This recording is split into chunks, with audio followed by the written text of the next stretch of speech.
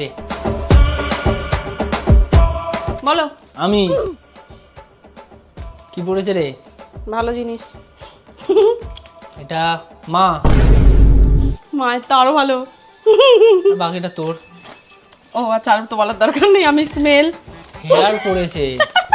এটা খুব খতরনাক। কত না মানে এমন এমন পাজেল দেয় কিন্তু না। কিন্তু এই হেয়ার গুলো, দুটো হেয়ার করতে যাবে আমি জিতেছি। খারাপ বলছে ঠিকই, মানে আমি তো সব কটাই জিতিনি। খারাপ বলা যায় এটাকে। আমার টাচটা বেকার হয়ে যাচ্ছে, কিন্তু নাকটা ভালো না। তো চলো খাবার আনা হোক।